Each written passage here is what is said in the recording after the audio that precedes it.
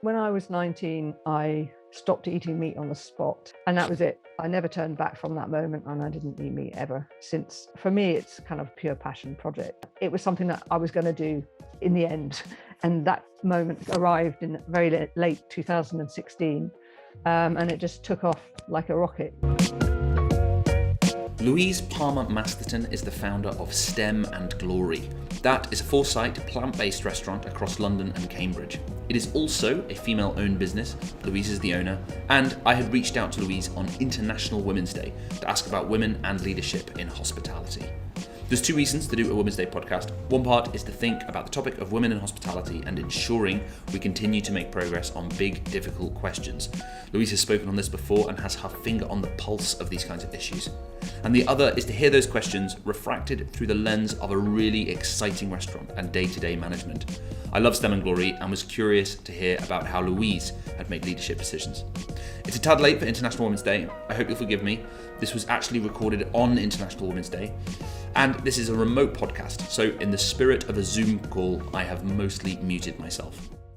Well, it's funny, I always seem to end up in situations like right from the start of my life, really, where I'm a kind of lone female amongst a very male-dominated industry. I try not to look at it in a negative way, but I've attended quite a few hospitality events recently. It's not just that it's male-led, it's a certain type of male, older, white man, usually in a suit. I do know some absolutely brilliant women in hospitality, and they're the kind of standouts for me, and I guess they're the people I've got to know the best. I don't know whether that's what puts people off, women, from getting into hospitality, or whether it's just attracts more men just because of the nature of it, you know, especially I think with pubs.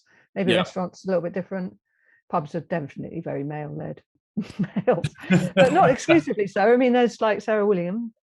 She's the founder of Nightcap, isn't she? That's a cocktail bar chain. As a female in hospitality, you know, just by being there, you kind of encourage other women to get into it, I think.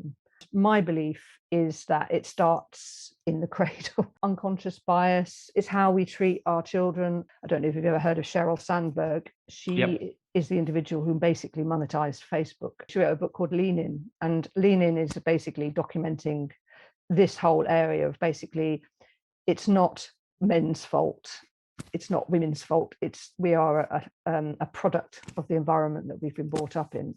The cradle, and it starts with things like Sheryl Sandberg launched a campaign called Ban Bossy, and that is around the fact that when a young female is assertive, she's labelled bossy, and when a young male is assertive, he is labelled a leader. And females grow up feeling like a leadership is an undesirable thing to be for a female because it's seen as non-feminine. That if you're a successful female, especially in a male-dominated industry, you're seen as a kind of somehow a freak, you know, and it's not desirable to be like that. You know, it's down to all of us really to sort of break that for the next generations. But unless everybody breaks it in their own children, it will perpetuate, you know. So yeah. So do you think the industry has changed at all then? Do you think, I mean, how is it different for somebody who's maybe 18 years old now than when you first entered the industry? I think it's a great time to enter the industry. You know, I think we're for our business, I mean, we're a much better business in every single way, you know, when we started, for sure. And I think the same is true for a lot of businesses. I mean, you know, just in terms of businesses generally valuing their employees a lot more, you know, and making more effort to look after them, to retain them, treat them nicely, pay them well, good conditions in the kitchens. You don't get chefs being abusive towards their teams anymore. Mm-hmm. Well, maybe you do, but I think maybe the rise of the open kitchen had something to do with that. I've had a hospitality business now since 2016, but obviously when I was young, I did work in hospitality, and I honestly had some really awful bosses. In those days, it was perfectly acceptable to make a young female employee cry, for example, you know, and be really abusive and shouting and ordering people around. But yeah, it's not like that now. Is that is that primarily because of just changing standards of behavior across the board? Is there I don't know, any specific causes of that, or is it just the kind of something that's happened to the whole culture, modernity, feminism? Yeah, so yeah, I think it's just an overall pattern. I mean, it's like that all that kind of woke culture that everyone complains about, but it's a symptom of that. It's part of that, I think. I mean, I think there's a lot of talk about the hospitality crisis, and I think it sort of becomes self-defeating talk in the end. I mean, that's not to say we haven't had our fair share of like having to make a bit extra effort, shall I say. Time it's the same with the procurement. You just have to keep on it straight away. I think that's another thing that's changing. It's just looking after your employees' well-being and making sure they take the correct time off and making sure they don't work 7 days in a row. It's all of that stuff. I think, yeah, people have woken up to that now. You're listening to Served With Podcast, and I'm asking about women and leadership in hospitality in 2022. But I was also keen to ask Louise about STEM and Glory specifically, and how her experiences in management have shaped her view on the subject. I asked her to tell me a little bit about the business. Well, STEM and Glory, we're all about delicious food, basically. It's about my own search for a decent vegan meal in a restaurant for many, many, many years and not finding one. So it's the food I always wanted to eat in a restaurant, but it was never available. But we're trying to make healthy food delicious. That's the thing. I think the reasons that people eat more plant-based food now or become vegan or flexitarian, whatever, are quite different. You know, environmental health, for example. And we opened a second site in Cambridge, and then we opened our flagship site in London, had a very successful crowdfund to fund for that. And now we're raising again for our next site, which is going to be in London as well, at Broadgate. So that's going to be our biggest site to date. Being vegan like 20, 30 years ago, it was really like you'd have people scratching their heads and just like not going to know what on earth you could possibly eat. Around the time we opened the restaurant, actually, it was massively starting to explode at that time and become really big. So yeah, I mean, it has exploded in the last 10 years, specifically the last 5 years. How many people do you employ now? We are currently at 43 people. 43 people, wow. And what have you learned about, you know, management and leadership over the kind of the period that you've been running the show? I had another business before STEM and Glory. So I've been an employer for a long time, and actually, in line with compassionate eating, this compassionate leadership is important. You know, you have to assume, because they usually are, that your team is always doing their best. And if they don't get it right, it's not because they weren't making an effort, it's just because they just happened not to get it right on this occasion. And I think be the boss you never had, in my case. I never had any good leadership models, not in an employment sense. So I guess I just never want to be that person. And they were all, older white males. Because you're talking about, working as teams and being collaborative and working together. But having a sort of head office versus sites, that's obviously quite a big natural division that crops up especially as you start to get bigger, and the more sites there are, the more, I guess, a head office person is powerful. I wonder if this cultural exercises you do, or how you think about that. Yeah, trying to work out that is an interesting one, because actually we have two of our head office team are quite young females. Mm-hmm. One of them in particular, who's our business development and sustainability officer, is quite young. So that's an interesting journey for her, because obviously, like you say, she's in charge of sustainability. So she has to go in and crack the whip, and that's an interesting one, because we've got older male, people on the ground. I think the playbook is critical here. And by the way, I'm the first team, right? So when we open a restaurant, like when we opened in Cambridge last year, I'm there on the ground. First week, 10 days, I'm there all of the time. And then after that, that's it, I'm gone.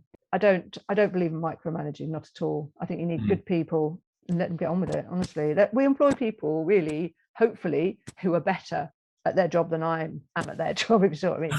Because my job as the CEO is to drive the business forward. My job is not to do the equipment inventory and arrange this, that, and everything else.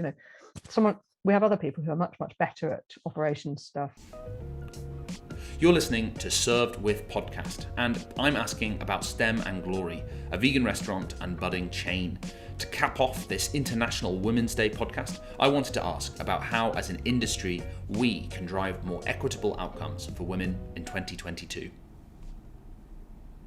I think there are plenty of women in hospitality. There are plenty of people like me, women in hospitality, but they're invisible because the media is focusing on all the male stuff. So doing things like events, which are female-only panels, and is definitely a good move. The women have just got their head down; they're getting on with it, honestly, it's like that kind of idea of like what success actually looks like. we're all of us kind of conditioned to think that it's the extrovert male, Richard Branson type style of leadership, and that's what we're supposed to all aspire to. But there are many, many different types of leadership, and that is only one of them. I actually think, and I wrote something about this recently, I already think that the cult of the celebrity chef is dying now. It's already on the way out. I think what you said earlier about it's attracting that type of person, and it's coming from that tradition of, like, you know, top down. You've got the shouty male ordering everyone around and swearing and so on. It's already on the way out. You know, we have a really excellent executive chef. His name is Ed. He's been with us for quite a few years now, and he's a real team player. You know, it's about empowering your team and working collaboratively. And it's not that he's got all the answers, but he's willing to work with everybody else. And you know, he takes ideas, he takes feedback, and that's a much better way to work. There are many, many restaurants, fledgling chains like us, individual restaurants who already work like that, but you just don't hear about them. Well, I mean, you have to examine your own unconscious bias, you know, about what women are good at and what men are good at. You have to ask yourself those questions all of the time about, you know, unconscious bias. When if you're interviewing someone, you just got to shut that down as soon as it starts eating its way into your head. You know, I've had a relatively smooth ride through my business career. Sure. But as I've aged, I've definitely become more invisible, and that's something that's echoed by my mother, who's in her 80s. You know, with older people, we tend to not listen to them anymore because we don't think they've got anything to say, or they're going a bit doolally or whatever it is. Older females, yeah. So, you know, catch yourself with all of them. Really focus on the person that you're actually talking to, the person, you know, and just remove all that stuff and just give them your ear. I haven't worked or done any work in this field, but you could A/B test your advertising, for example, because I guess that people perceive things slightly differently, and maybe try and work out if that makes a difference. I mean, we A/B test all our marketing all the time, right? So why wouldn't we test out a few different adverts, see if they get a different result? And where you post adverts too, that's another thing. You know, you could post the same advert in a space which is visited more frequently by, you know, if you've got the demographics, you know, the split on your Facebook page, for example, of males and females. I do think, as well as founders, if you look at a workforce and they're all carbon copies of you, then something's wrong, really, because, you know, you have to sort of look beyond that. One of my own mentors talks about this a lot, about there's a coffee company that she likes, but every single employee is of a certain type. You know, they look the same, they've got the same kind of thing about them. And so look at your own workforce, and if it is all very similar, then yeah, you need to do something about that. Finally, I asked how hospitality should be persuading women to get into it as an industry, and what Louise would say to a young person thinking about entering the industry. Well, I mean, I guess a lot of young people come into hospitality just because it's like their first job, isn't it, for a lot of people? I think maybe I think there's great opportunity in hospitality for promotion right now. If you're an ambitious individual, I mean, we've got quite young people on quite high salaries already. I think, you know, it's not a bad thing to get into. You sort of think about, what would you want your children to do? Well, honestly, it depends what they want. If they want to do a research post and do something really academic, then that's fine. But they could do worse than to start training as a chef, because you would get to be a high level and well paid very soon. You would have no debt, you know. Yeah. So yeah, pretty optimistic then. It sounds like you feel like although there have been and still are, like, you know, challenges for women in hospitality, they are more and more resolved, and that actually for somebody joining now, it's quite an optimistic picture you're painting. I think it's the same for anyone looking for a job right now. I think isn't it the best time in history to be looking for a job in this country? I mean, it's funny, we're in Cambridge, and in Cambridge historically, there's always been more jobs than there are people looking for jobs. So it's always been, you know, I'm not talking about hospitality necessarily, but just across the board, because of the nature of Cambridge, it's a high-tech community and so on. But yeah, it's never been a better time to be. So I guess my advice would be, just think really carefully about what you want to do with your life. You know, forget about everything else, about what everyone else might be telling you. And if you love hospitality, you love restaurants, you love kitchens, you love food, yeah, definitely give it a go. I would. That was Served With podcast, and it was brought to you by StoreKit. I don't want to do an ad at the end of this one, because I don't think that should be the point of a Wednesday podcast. But if you did enjoy it, please do subscribe to Served With on YouTube or wherever you get your podcasts. Hopefully we will see you next week, when we will have more conversations with ambitious hospitality operators for you.